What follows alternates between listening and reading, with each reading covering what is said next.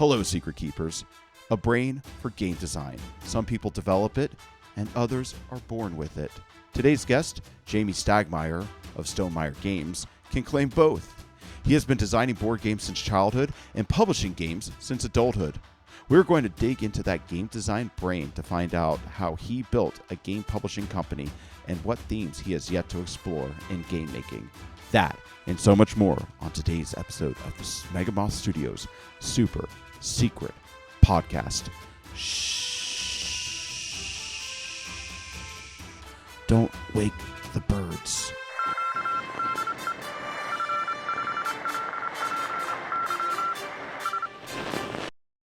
Welcome back to the show, Secret Keepers. I'm your host, diligently researching to find out if birds are in fact real, Joel Watts, joined as always by my co-host, Danny, trying to sort out the logistics of getting you into space with a bunch of bees. Wait, what? Okay, that sounds very dangerous, Danny, but possibly good for humanity. For the bees. For the bees. I mean, yes. Technically for you too, but I'm more concerned about making sure that we don't lose a single bee. Well, you can call me Winnie the Pooh because you know I'm going to be coming after their honey and walking around the spaceship without pants on. I would put a lot of money on that being true. Okay, well, so Danny, today we should let the audience know that we are joined by Jamey Stegmaier of Stonemaier Games, publishers of such hit board games as Wingspan and Wormspan, and the designer of DG Walker's all-time favorite game, Tapestry. Yep. DG loves Tapestry, and here's the cool thing. Not only does DG love Tapestry, I have it on good authority that if we do really well on our Kickstarter, he's going to relaunch his podcast, The Golden Walkman. Whoa, we should make that a stretch goal. Yeah. Okay, well, we're going to talk about that after the show. But today we're going to talk to, today we're talking to Jamey about the early years of running a game company and what goes into choosing a theme and flavor for a game. But we have this as a pre-recorded interview, so let's go ahead and jump into that now. Will you take care of that, Will? Yeah, Will, can you roll the tape? I've always wanted to say that. Roll the tape. Roll the tape.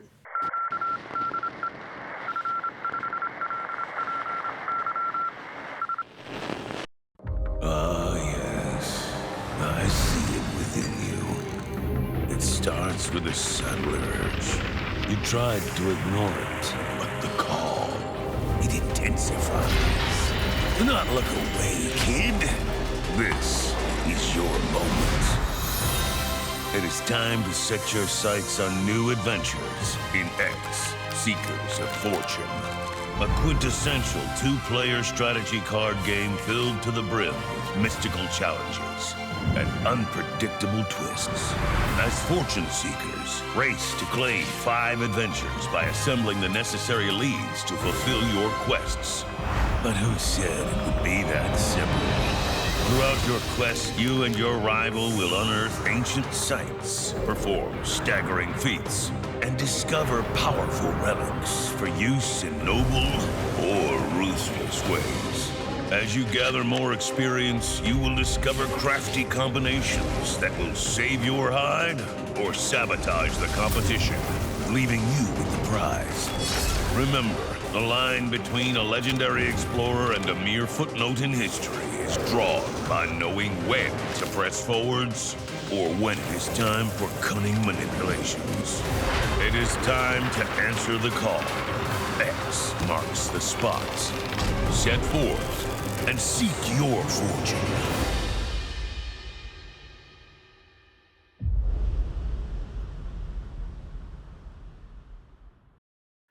Thank you so much for joining me today, joining us today, Jamey, on the Moth Studios Super Secret Podcast.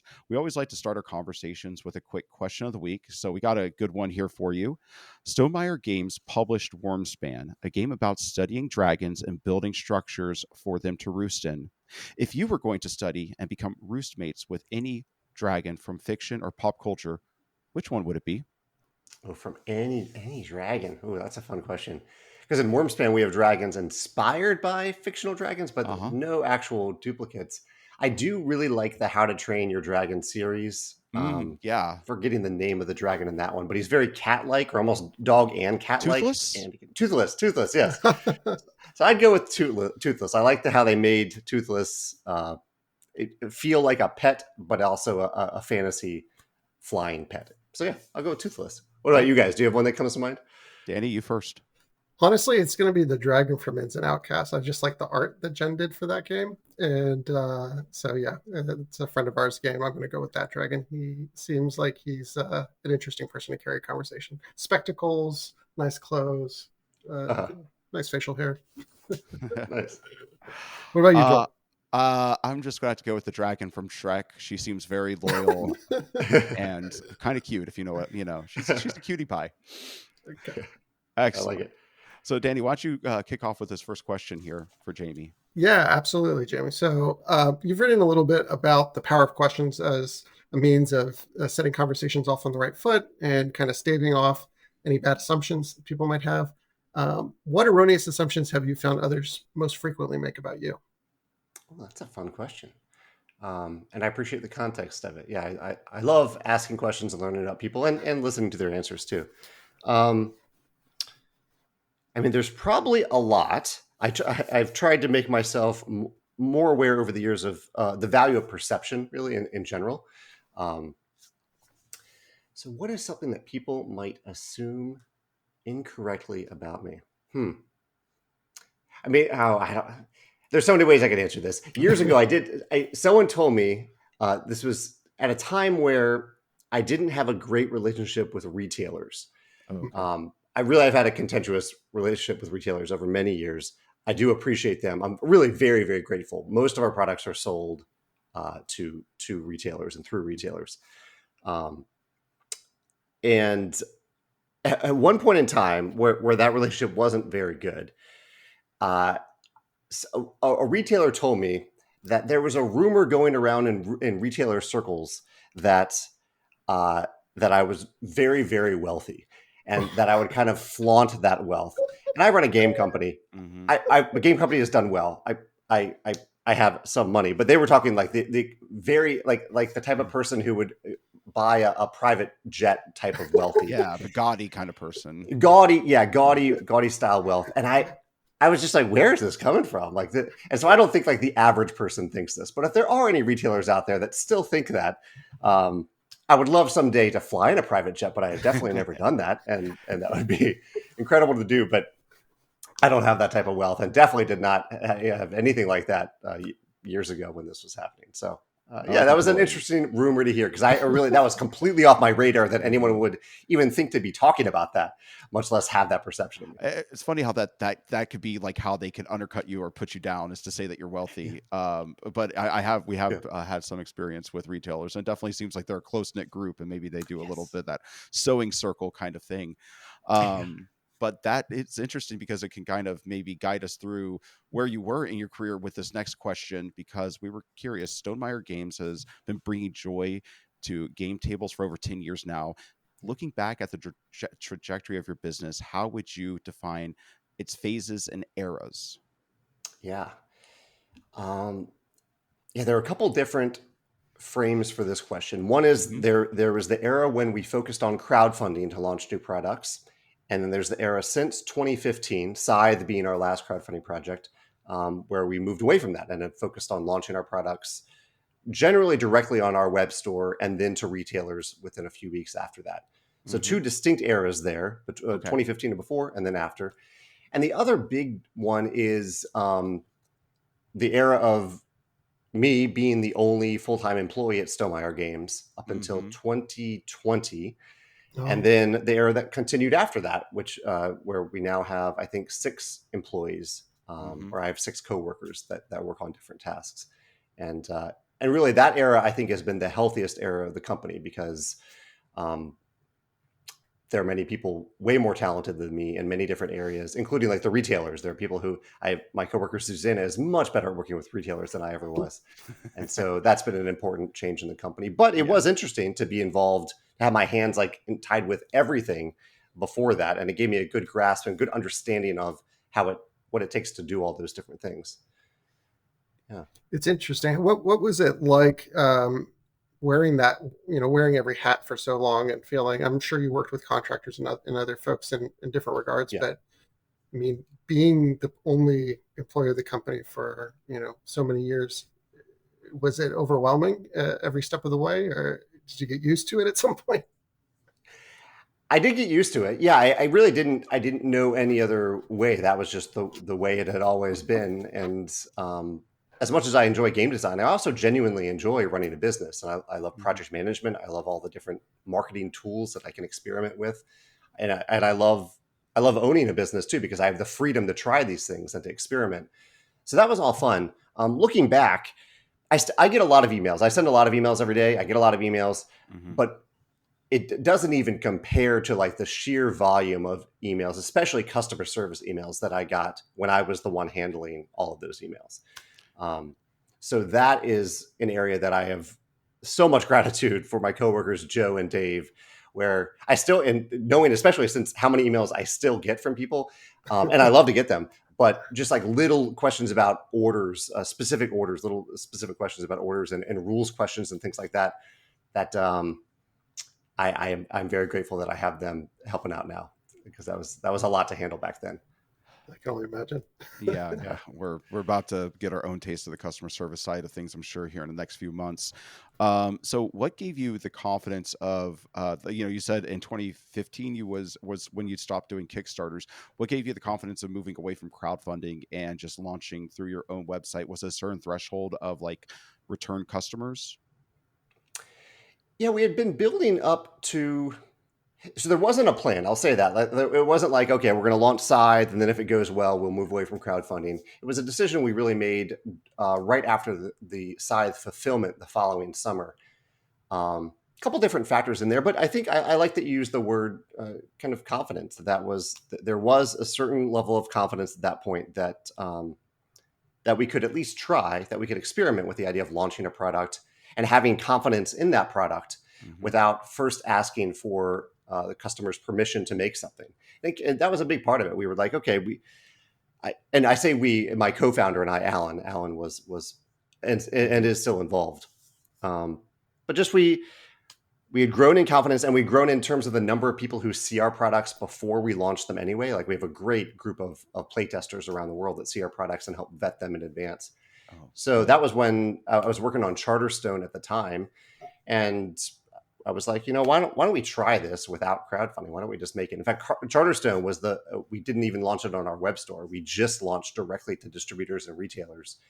And since then we have more of a hybrid model, because there are some people that want to buy directly from us. But yeah, that was a big part of it, and it was a thrilling step to take, and I'm glad that it worked out. And I also understand for companies that don't try that and continue to use crowdfunding, it's a great approach to do that as well.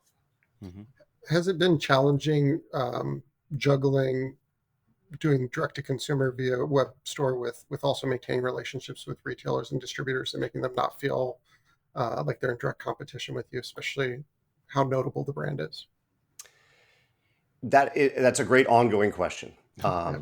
and one that we try to Absolutely. answer on an ongoing basis in different ways too. Like one is that I hired Susanna. I hired someone to specifically work with retailers and to really work on those relationships and make an effort to those relationships, instead of just treating it as a transaction, which it had become with me. A lot of it was through distributors. Really, all of it was through distributors. So, was Susanna the first employee that y'all hired there at Stonemaier? Yeah, Susanna was. Susanna was our third full-time employee. It went me, and then Joe, and then Alex. Joe handles customer service and communication. Alex handles. He now handles mostly distributors and logistics. He's our COO. And then Susanna came after that. So Alex was starting to work on those retailer relationships, and then Susanna came in and specialized in it. And the one thing that we've done that I think has really helped Yeah. is that retailers often have contentious relationships, not just with publishers, but also with distributors when they can't get as much as they want from distributors. And Hmm. so we now have a web store. Danny, you talked about us selling directly. We now have a web store devoted just to retailers too. So any retailers that sign up for our direct retailer program, they can just buy directly from that web store in any quantities they want. Many times distributors require retailers to buy at certain thresholds, like they have to buy $500 worth of product or buy the carton. And from us, they can just they can buy like a copy of Scythe and a copy of Wingspan and a little, a coin pack or something like that. And that's a retailer order right there. So they seem to have appreciated that. Okay. So I wanted to kind of like cap that off with like the idea of level up moments, and it seems like the first level up moment was going from relying on crowdfunding to just self-publishing, or just ordering the product and selling directly to the consumer without having to go through the crowdfunding process. Then the next level up moment was to actually bring on employees, which does seem to have made the company so much more productive. Like it seems like y'all are now verging on household name, at the very least specific households.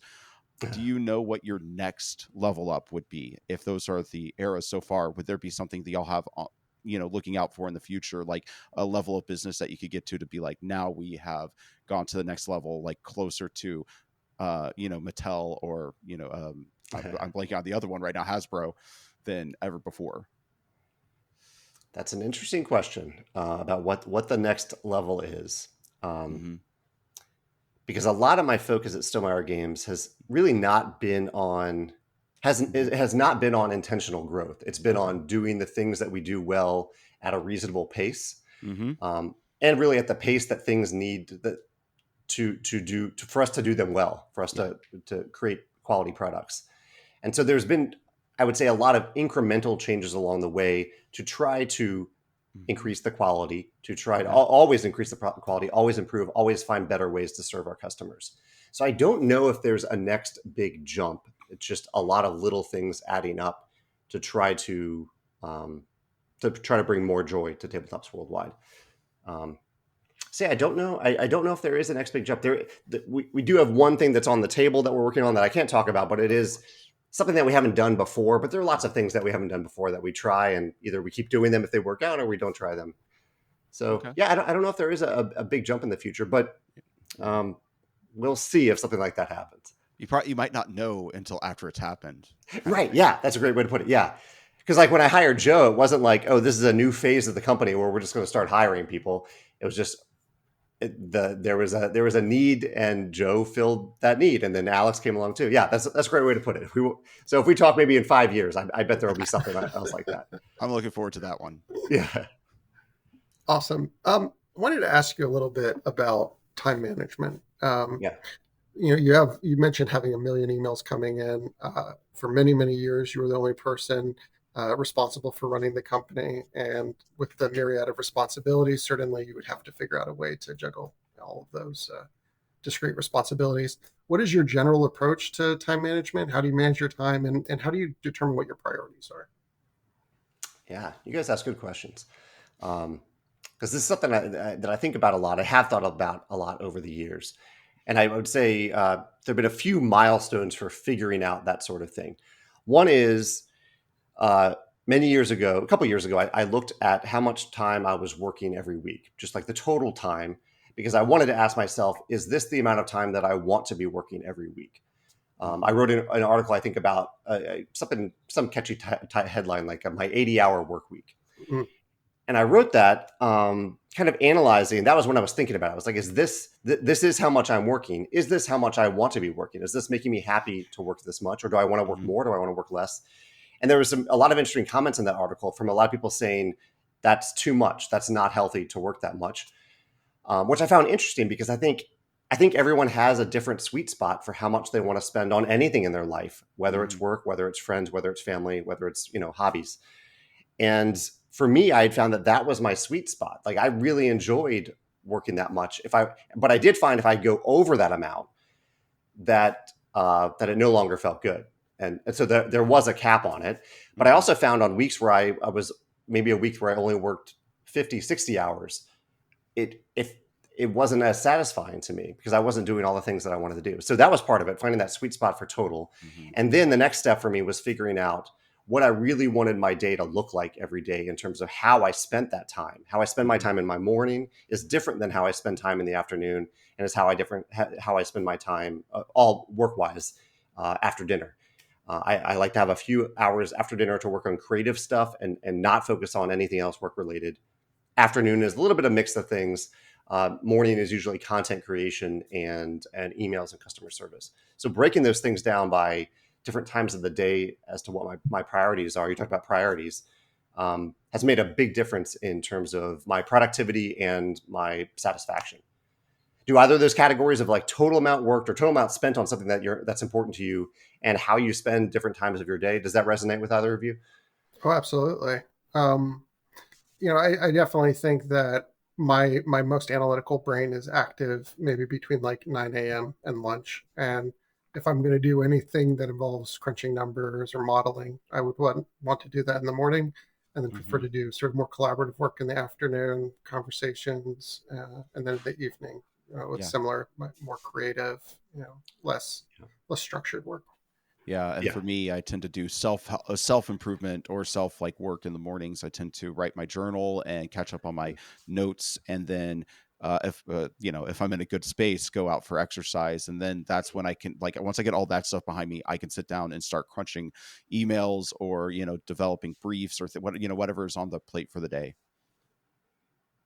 I love that you two have figured that out. I think Well, there's lots of like conventional wisdom about what you should do at different times of the day. And maybe in general that's somewhat true, but I think the key for me was just finding out for me what that was.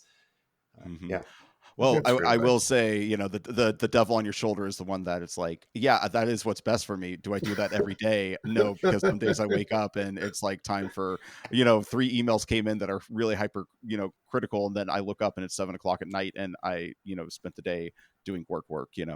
So just curious, you Absolutely. mentioned like, how much time you need for work, how much time do you need for socializing friends, things like that. Did you figure that out in your equations?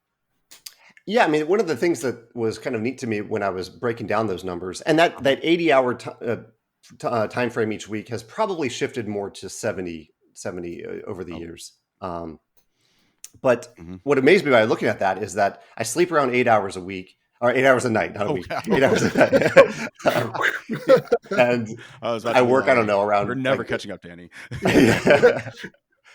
and I work around maybe 10, 11 hours a day, but Uh-huh. that still leaves, like, say I work 10 hours a day and I sleep 8 of those hours, and I sleep 8 hours, that still leaves what, another 6 hours? Yes, another 6 hours to do other things. So that's a lot of time to do other things, especially since parts of my job are creative time, which even though it's moving the company forward, it also feels really freeing to have that creative time. So yeah, 6 hours a day to enjoy my time with Megan, to play Mhm. games, to play disc golf, to do some exercise, to eat, to watch movies, to watch TV, to read. Um, it's a lot of time. To me, that feels like a lot of time. I think part of it for me is that we don't have kids and we don't ever plan to have kids. And I think that's an important part of a lot of people's lives that is not a part of my life. Mhm. So yeah, Definitely, yeah, yeah. I can imagine like that's going to save you some hours. yeah. I wanted to make sure we get this one in because we are getting closer to our time limit. What are undervalued skills of successful publishers? Undervalued skills of successful publishers. Hmm. Um, I mean, one thing I've noticed from other publishers that I really really admire is that they they figure out, and these are often individuals. Like we talk about publishers, but oftentimes it's just like one person, maybe two people. At Stonemaier Games is a kind of a mid-sized company at 6 or 7 Hmm. people. But one thing I've seen from a lot of these companies, especially the small ones, is the people who run them are very good at figuring out what they are good at and what they need to outsource to other people who are better than them. That's something that I talked about in terms of bringing in employees who are better at things than me. But I also outsource a ton of things. Like I'm not an artist. Uh, I think I have a decent eye for art, but I am definitely not an artist. I'm not a graphic designer. I'm not a lawyer. I'm not an accountant. So I have tried to find people who are very good at that. And so I think a lot of great publishers are good at figuring out what they're good at and what they need to outsource to others, and to be discerning about who they outsource to. Hmm. I think that's a fantastic answer. Yeah, it kind of validates things that we've been saying on the show already. Yeah. So um, do we have time for the theme questions, Danny? yeah, I think we could Yeah. do a couple of them, and then we'll wrap up with. I have one more question to ask, and then we can go into that iterate. So, um, Joel, do you want to take it from themes and games? And Sure. Yeah. so we're a year in basically to the game industry, and we've met a variety of people. We've been soup to nuts and trying to develop our own game and publish it, but a lot of people are out there specifically designing games for publishers to sell to publishers or to partner with publishers. And they often say that when you're searching for a publisher, you want to have a theme that is very of your game. You want it to be soft and minimal, as the publisher is going to come in with their own ideas and change the theme to what you want to see in the market. Is this true for you? And how is your approach to retheming games and taking a game from the game designer to to through the publishing process? I would say for the most part that is not true for me as a publisher. I love the most attractive game designs to me that are submitted to us are those where the theme and the mechanisms already mesh together really, really well. That said, there have been a few games that have been submitted to us where we worked with the designer. And I think the most important thing is that I do work with the designer. It's not something that I impose upon them or impose upon the game. I want to work with the designer where we've made differences. Pendulum was originally a game about the Romans. And I asked the designer if he would be open to us using a fantasy theme instead of a historical theme. And then Apiary was originally a game just about bees.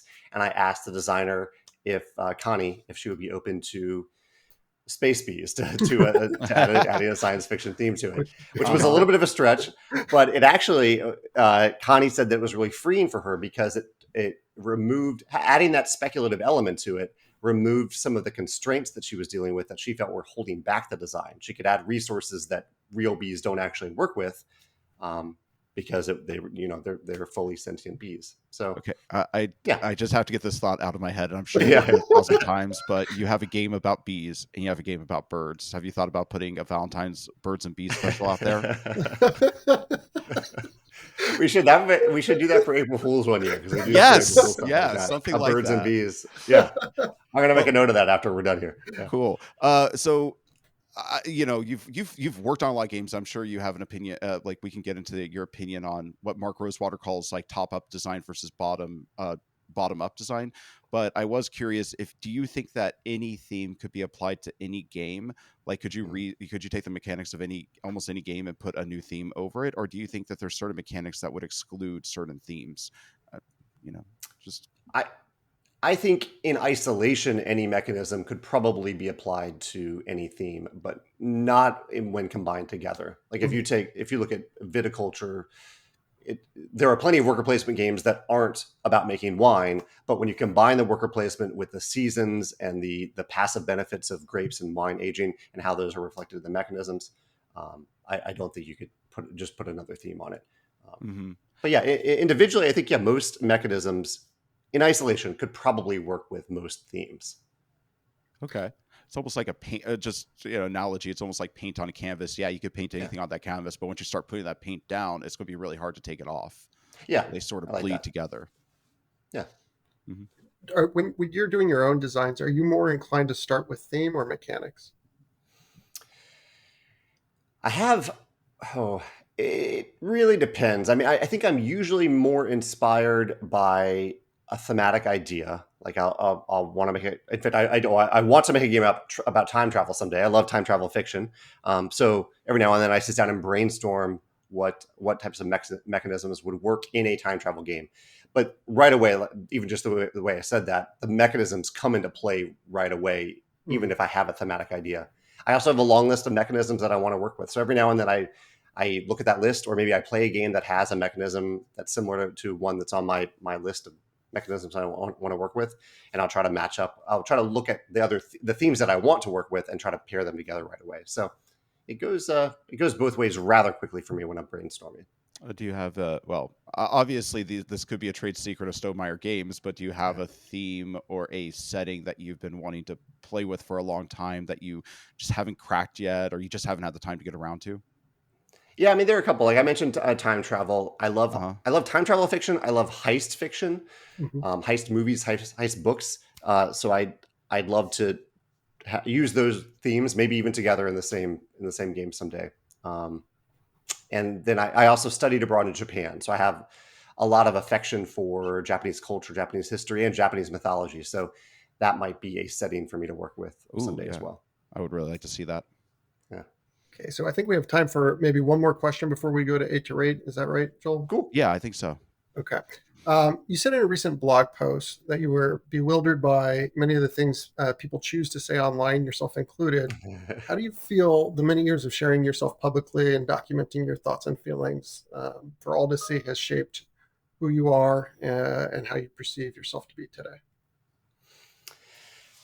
Yeah, I've been writing online for about 16 years now, starting with a personal blog that I still continue to this day, and then moving into content generated for Stonemaier Games, both about entrepreneurship, crowdfunding, and about game design on our YouTube channel.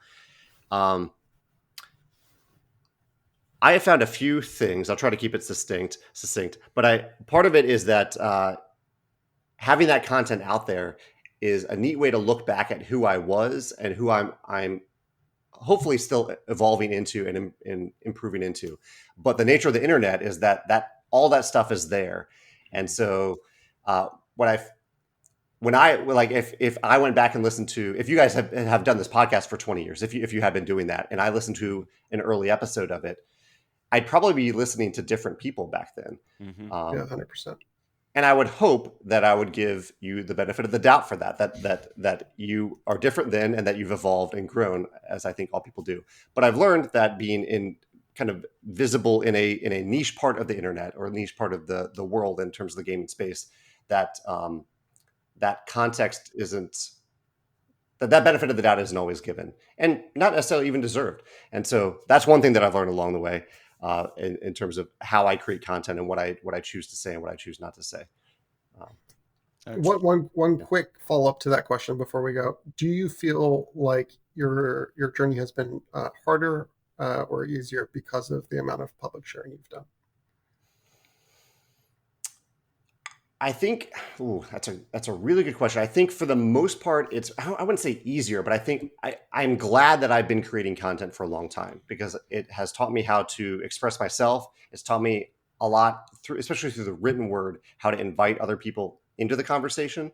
I don't want anything that I write just to be like a public diary post. I want it to be the start of a conversation. And so I've learned a lot, I think, about how to create content that engages people and brings people in and is really reflective of me and true to me. So I think for the most part, that's been a good thing. Mm-hmm. Part of it, there is a darker side to it as well, but I think the good outweighs the bad. Okay. Perfect. Yeah. I just want to, and before Danny launches into our next segment, I did just want to say that I feel like in researching you and finding all these podcasts and blogs and everything, I wish I had tripped over the stuff. I found it today, and I'm looking forward to going back and looking into this because I wish I had read all of your stuff or most of your stuff before we had started ourselves. You're almost like I name dropped him earlier, but the Mark Rosewater of board games, with how much you've put yourself out there. That's a high honor to compare me to someone like Mark, and I appreciate that. Thank you. You're welcome. So Danny, do you want to tell Jamey about 8 to rate? Yes, so it is time for our lightning round. It's called 8 to rate, underrated or overrated lightning round. And what we're going to do is we're going to give you 8 things, and we're going to ask you to say if they are over or underrated, briefly why as well. Mm-hmm. All right, number 1, dark chocolate. Well, I would say I am recently discovering that I believe it is underrated. Okay. Stuntmen. Oh, very much underrated. Especially after watching Fall Guy recently. Yeah. Taking the time to rest. Underrated.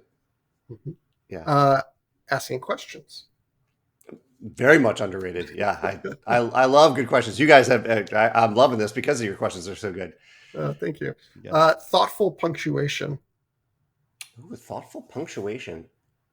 I make plenty of typos, but I do try to stick to grammatical standards, and I would say underrated. Yeah. I think you had a point in one of your recent blog posts where you talked a little bit about there being I don't know if you said much, but you said there's a difference between a question mark and 3, and I think that's very true. Oh, yes. Yeah. Also, I do want to point out thoughtful punctuation didn't mean correct punctuation. Yeah. That's true. That's a good point. Publicizing your mistakes. I would say underrated. I've gotten a lot of value from I feel from talking about that, and I walk away with more respect from someone when they talk about their mistakes rather than talking about their successes. Absolutely. Yeah. Anime. Anime. I don't know if I have an answer for that one. I haven't gone deep into anime. Well, Danny, do you want to use the one I had there originally? I don't remember what it was, but I'm the trying Puzzling to. Warehouse, is that what it was? I thought it was the Puzzle Warehouse. I think it's a local game store for you there in St. Louis. There is the Puzzle Warehouse here, and my partner Megan loves jigsaw puzzles, and she actually recently discovered the Puzzle Warehouse. She hasn't gone there yet, but she discovered that it exists here and is very excited to go there. So I would say probably underrated in our household.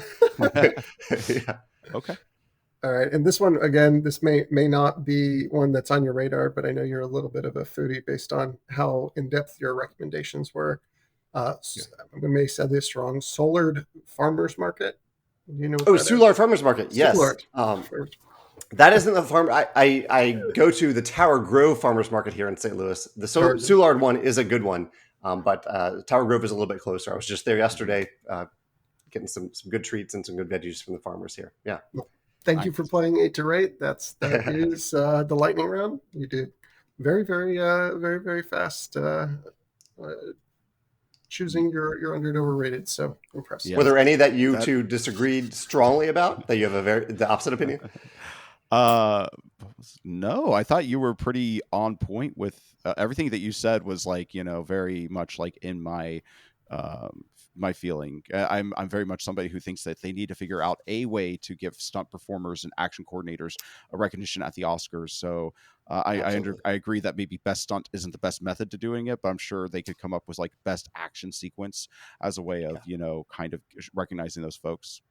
I think asking questions is super powerful. I mean, we often talked about, I don't think we've done an episode on this yet, but we've been talking about doing an episode on giving notes. And I think so often people give notes from the perspective of whatever it is that's in their head, rather than trying to ascertain what the person who they're trying to help is trying to accomplish, and giving notes in that context. So super powerful. Yes, very. Is there any place you want to be found online outside of where people probably normally find you, or is there anything you want people looking out for from Stonemaier? Yeah. I appreciate you asking that. The hub for all the things that we've talked about today is StegmaierGames.com. That's where people can find the blog, my game design YouTube channel, all of the social network stuff. And a lot of that social stuff that I put out there, especially on Instagram and YouTube, is about games designed by other people, not by me. So it's not, I try not to keep things too focused on Stonemaier Games while trying to lift up others as well. So if you just want to see me talk about games, that's where to do it. And then in the fairly near future, I don't know exactly when this will be released, but the thing that's happening right now at Stonemaier Games is that we're releasing our expansion for Expeditions called Gears of Corruption. Ooh. That'll go live on June 5th, launching on our web store, and then to retailers, I think in July. Maybe June. Yeah. Yeah. So perfect. Cool. Well, thank you so much for taking the time. We really appreciated it. Yeah, thank you both. I had a good time talking to you. Thank you for your time today.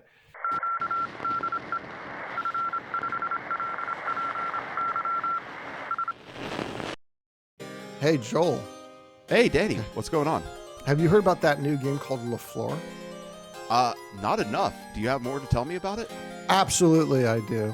First of all, it is a game about Rococo French garden enthusiasts. And if you don't know what Rococo is, it's like late Baroque. So we're talking about cool stuff. Oh, hell yeah. I love me a art history. So in this game that you should know about, because it is super cool, you're going to play one of these enthusiasts, and you're trying to have the best garden party of all the aristocrats who are throwing garden parties. And all the other aristocrats are going to be trying to outdo you. Does that sound like something that you want to do? Like competition to be the fanciest boy? The fanciest lad? Please tell me more.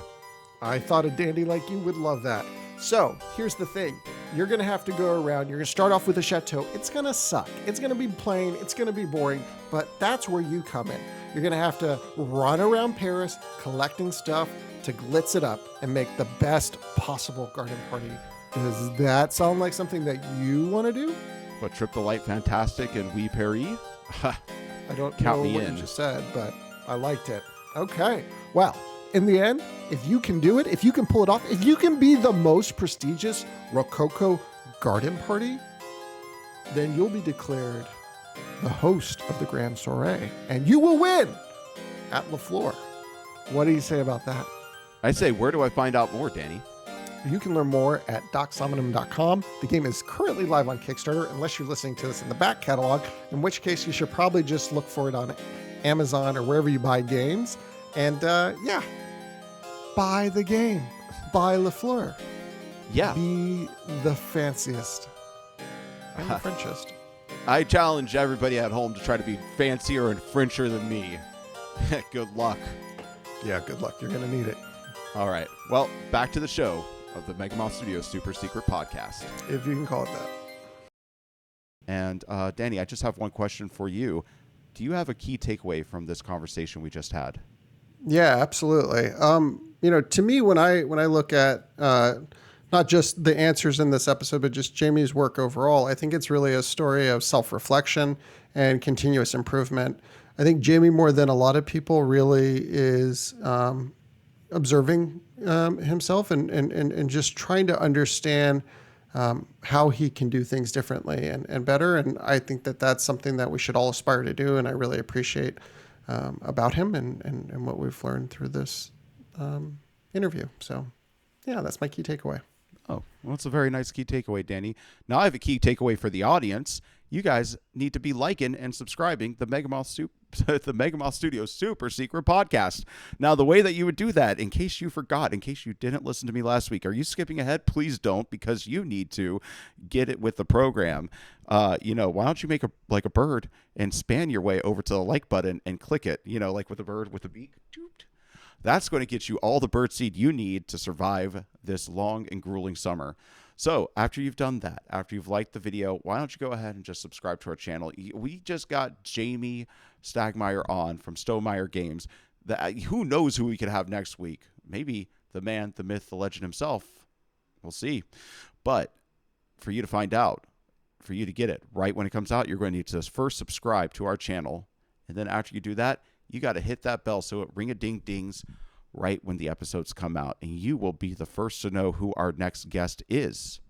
Now, if you have friends out there, you could tell them about the YouTube channel, but if they tend to be audio listeners first and foremost, why don't you tell them about the fact that the Mega Moth Studios Super Secret Show is on all the audio platforms, Spotify, Apple Podcast, you name it, we're there. You can FM find radio? us. Not on FM radio yet. Not until AM radio. I have plans. Okay. I'll let you know, Danny. All right. I'm going to go back to In fact, there's probably a place for you to follow us to find out if I take over a radio station and play our podcast from beginning to end, week in, week out. And that place, could be TikTok. I'm sure Danny will be live on TikTok covering the mayhem that I cause when I overtake that AM radio station somewhere, I'm going to say in the Corpus Christi area. So be on the lookout for that. But you can find us on all the major podcasting networks, and you can follow us on all the major social medias. If you are here in YouTube land, they're listed right next to my head. So why don't you take a look at those? Go and follow us. And if you haven't already, please go to Kickstarter.com and support X Seekers of Fortune. Thank you very much. And now I'm going to hand it back to Danny for something random. Okay. Thank you, Joel, for giving me an opportunity to do something random. This episode is going to be a little bit different. So we're on the topic of birds, obviously. I think when people think about Stonemaier Games, they're mostly thinking about birds, unless they're DJ Walker, and then they're thinking about tapestries. So I was thinking one cool thing we could do that maybe isn't done enough is I could pull up a picture of, a few different endangered bird species. Okay. And I like this. yeah. And then you can just tell me how you would prepare them. So here is the first one. This is an endangered bird. I'm not entirely sure what it's called.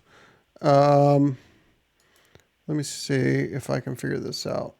Okay. Now, Well, I guess I can know the name of the bird, right? So it's because it's not about the name. It's not like a guessing game, which would have been horrible. This is much better. I like this.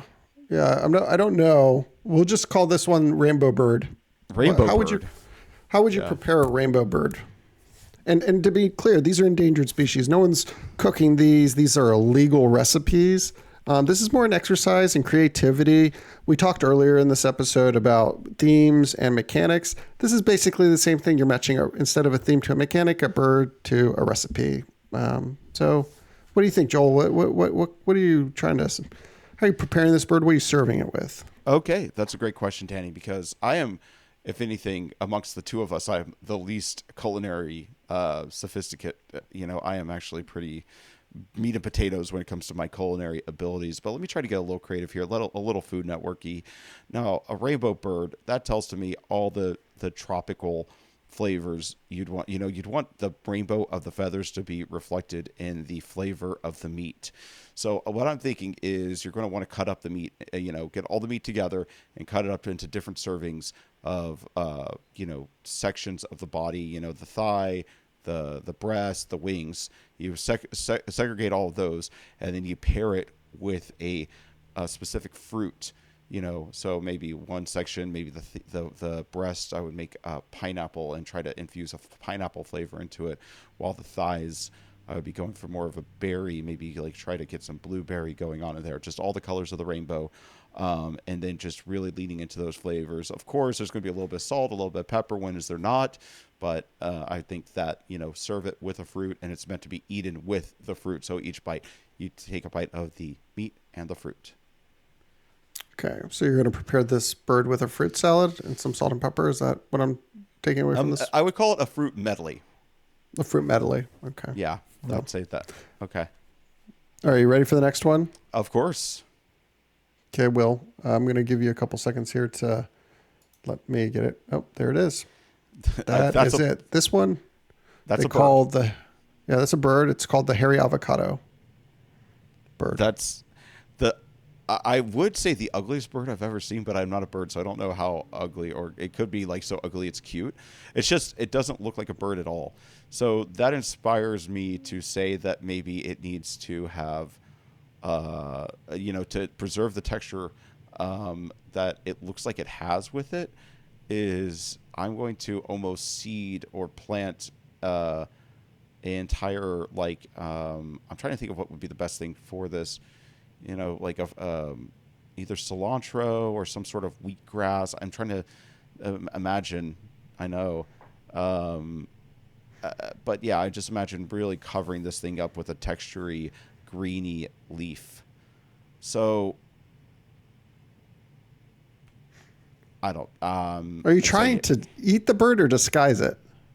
I think in this case, I'm trying to, because I'm trying to preserve the fact that if I saw this thing in the wild, I would not call it a bird. So I guess I'm trying to disguise it in some ways. But yeah, without knowing anything else, I think I'm just trying to, over cover it just as it is covered. Okay. All right. Let's do another one here. This one is called The Setting Sun. There's something about this. Parakeet. Cockatoo. Very...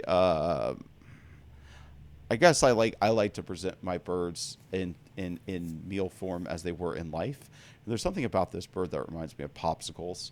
So I'm imagining, getting cuts of the meat and putting it on sticks, but not like a skewer a la, what are those things called when you have a kebab, but more like a popsicle style. So it's like a meaty popsicle. So aside from that, that's the presentation. That's how you eat it. I guess in order to flavor it, I think it could use like some sort of like nice sauce or sweet sauce, like, a reduction of strawberry or mango or something like that spread over it. Okay.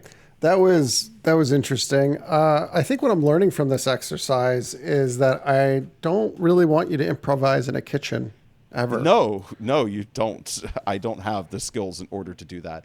I'd be much more comfortable improvising on a stage for laughs than in a kitchen for yummies. Yeah. All right, let's do one more just to end here on a low note. What's that? Oh, yeah. Well, my friend, this is, there's two ways of you eat the bald eagle. You either eat it completely raw. You are out in the desert. Ayahuasca has been consumed, and now the eagle is being consumed. And you do it, ripping the feathers off and just eating, blood and guts and all. Or you eat it like an American. Deep fry that baby. Feathers and all? Chicken fried eagle is what I'm saying. Chicken fried eagle. Yeah. No, not feathers and all. Just chicken, like the same way that you would eat a chicken fried steak. You'd eat this bald eagle just like that. And you'd be proud to be an American. Okay. Well, I just want to say for the record that we do not in any way endorse eating birds that are endangered or just not commonly eaten. If you want to have chicken or whatever, that's cool, or whatever is fine for you to eat locally. But Will, maybe you could put something on here that says, we don't condone bird consumption that is outside of, typical bird consumption. I mean, it's a little tricky, right? Because people eat birds. Yeah, totally. Yeah. I think that there's a reason these birds are endangered. It's because they're tasty, and you have to resist the urge to give in to your urges and eat the birds. I have a feeling it's probably just, ecological destruction. So, it's probably a good thing that these birds aren't extinct or endangered because we're so voracious in our hunger for exotic bird flesh. But yeah. Anyway, this was a strange one. Yeah. I don't know what I was thinking, but it seemed relevant at the time. And Will, hopefully you can find a way to make this seem less creepy. So yeah. Well, I implore you, make it as creepy as possible. We gotta marinate in our own stew. Oh, I didn't mention the marinades. I should have. Well, it's a little late. That's what I was going for. I was waiting for you to talk about how you were going to marinate these things, and instead you kept talking about covering them with different fruits and vegetables. Not even prepared. You're just like, you're going to put some cilantro on it, like a blanket. Yeah, like a blanket of cilantro. Yeah. Well, Danny, I might not know how to to prepare birds, but I do know how to prepare a game. The two of us have a game coming out called X Seekers of Fortune. Where is that in the process right now? X Seekers of Fortune is live on Kickstarter as we speak. You can go to Kickstarter and back the game. We have a variety of pledge levels, some really, really cool stretch goals that are at this point in some stage of being unlocked. As we record this stuff. In advance, so I don't know what's going on with my mic today, but it seems like it's just randomly peaking. As we record this stuff in advance, so I have no idea exactly how the campaign's going, but hopefully good, right? And then we're going to be at Origins. If you're hearing this, Origins is probably about to happen. So if you're going to be at Origins, and if you listen to the Super Secret podcast or follow us on any other medium and you want to say hi, come say hi. We're friendly people. We like saying hello. And we'll have X Seekers of Fortune with us. So if you want to demo the game, let's demo the game. Let's play. Because once you seek your fortune, you never look back. That's what they say, I think. Isn't that right, Joel? I believe I've heard that somewhere before, and you won't be looking back if you come and seek your fortune with X Seekers of Fortune. It'll be your new obsession for the rest of your life. But that is it for the Megamoth Studios Super Secret podcast for this week. I would like to thank our guest, Jamey Stegmaier, for his time, and I'd also love to thank my co-host, Danny. I have been Joel, reminding you that you must start somewhere. So why not here? Thanks for listening. Theme music by James Holden, produced and edited by William Wymore. What's that? Oh yeah.